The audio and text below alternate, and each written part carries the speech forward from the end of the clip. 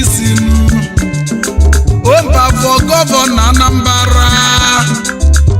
Ombafo ndị ụbanụ onye a na-ekwu n'ọbatagonu isi galaga na-egbu ogidinu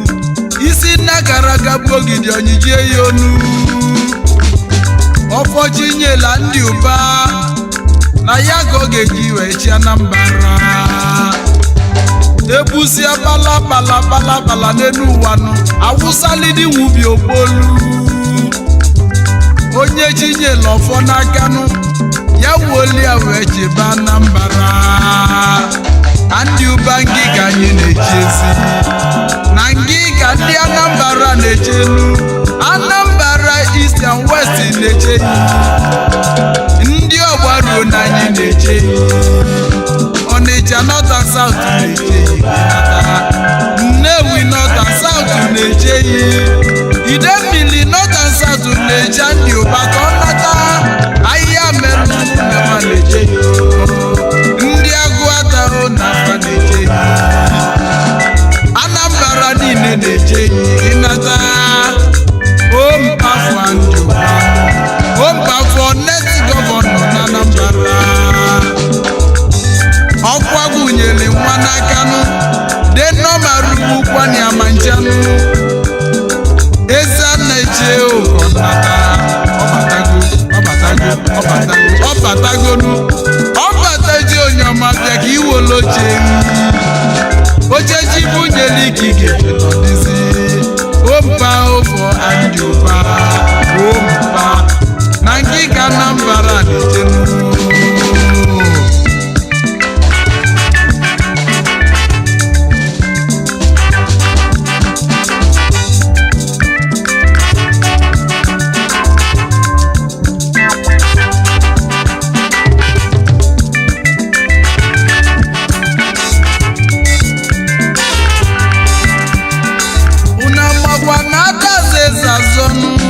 na mbosi chikeli mmadụ n'elu ụwa nụ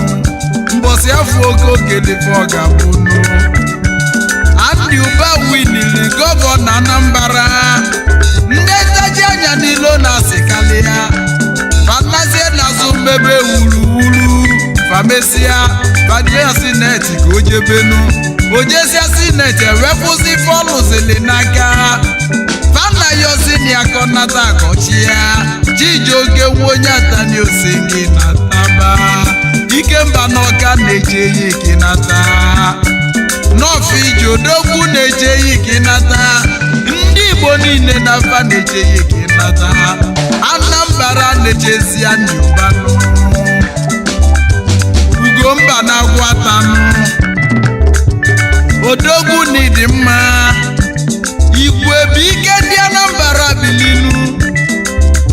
MFR Odogwu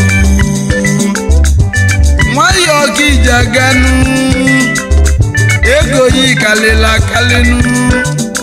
Ugochi tụnyeli ya odi n'isi anya ndị lafrozia machenụ ndị ụba nataba nata ka idozi obodo anyị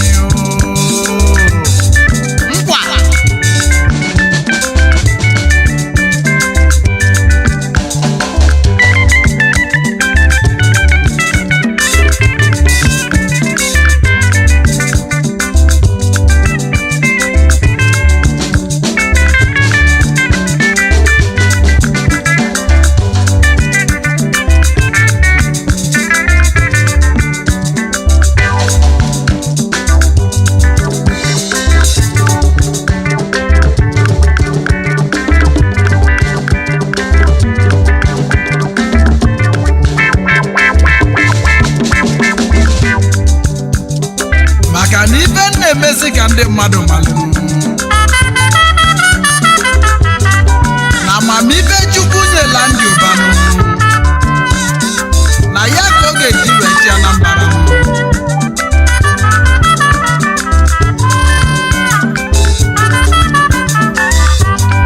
maka na ejiri ugegbe kili mgbaka gbanaka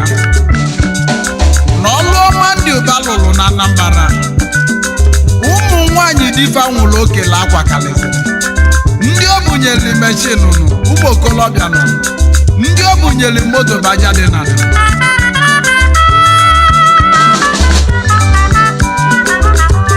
obodo ọ gbapụrụ mmiri na Anambra na-adị agụtani ọnụnụ ọ bụrụkwa etu onye ra na-edenu mana ife onye na-alụ ya ga-ejekwu maka ya next gọvanọ Anambra Andy Emmanuel Ụba Ugomma ezigbo oyimuo nataba ezigbo nwanne yi na-eje yi ka ịnata n'ọbụ onye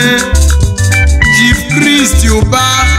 eselenu ego na ụga nwanne yi si gị nataba ọchịagha nke izizi Igbolandị niile nu ochendo na mkpologwu eselenu ego na ụga na-eji eyi ọnwa na-etiri ọra n'Igbo niile nu nwanne Andy Ụba ụmụnne yi na-eje yi ka ịnata Senetọ Ugochukwu Ụba eze kwesịrị na ụgosi gị natabanụ na mmadụ ka Andy Ụba ji galịsịa basị gị nataba gị dozie obodo anyị Chief Vincent Ofolebenu ọnwa na-etiri ọra n'ụga biko ya ọ sị gị nataba ya na odozi akwanụ Scholastic Ofolebe ezi nwanne m nọ gbara ugbo osinje basị gị nata dozie obodo anyị nụ anyị na-eche yi ka ịnata kedu maka Chief Barrister Bright Nnebedum Ugodi n'obi nke izizi n'Ọfịja ebe DG Andy Ụba Campaign Organization na ba na-eche yi ka ịnata Chief Christian Chukwuezugo Nwozo Ikemba 1 n'Ọka Ikemba na Babo Kingdom dike a na-aba ntị etu esabaji odumodu ndị amụrụ n'ụkọ nwa agadagbaghị elu ụzọ Idu Oji 1 Ikemba n'Ọka alụsị agbọta efenu ofu onye a na-asị nọnụ na bịagolu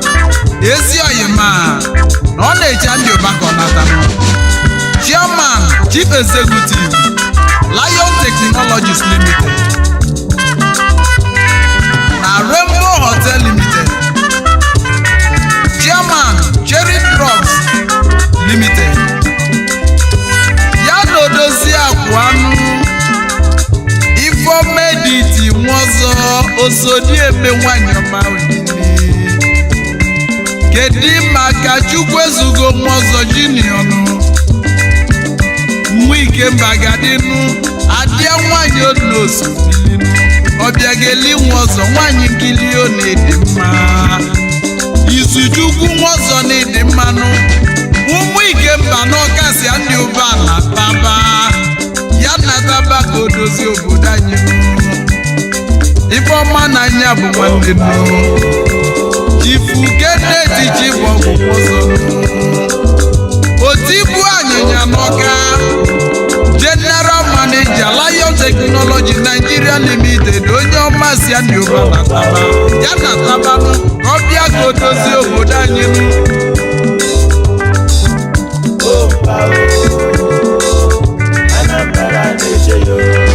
Mr. Chukwudi Ekwenugo ofu abụlụ nne 1 n'Ọka ezi oyima kedu maka Sinetọ Ben ndị obi Ojeligbo nke izizi n'Ọka ọkwụ ụzụ na-agbazi igwe kedu maka ezigbo nwunye late Mrs. Colette Ojiumo ndị obi nwanyị ọma na banụ Chukwu ga-anabata mkpụrụ obi na ndokwanụ Chief Mrs. Veronica Okechukwu Decency Madam nwanyị ọma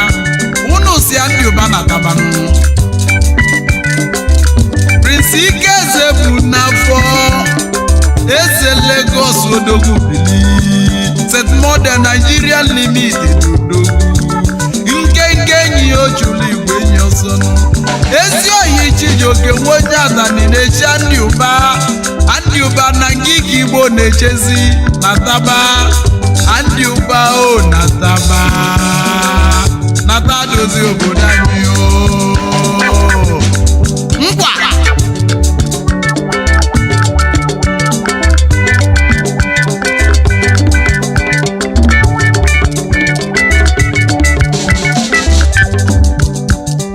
maọbụ onyezi ka a na-ekwuzi maka ya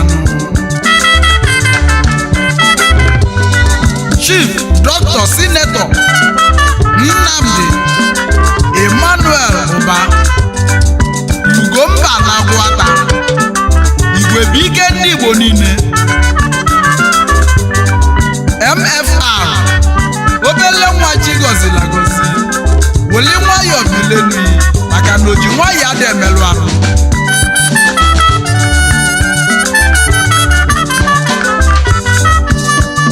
ebezi jidele gị bịachi Anambra onye ga-egbochili anyị ga-egbochili onye afọ maka gịnị ọkwa gụnyeli nwa n'aka dara ugbu ya n'elu ụwa Andy Uba nke ka anyị na-echenu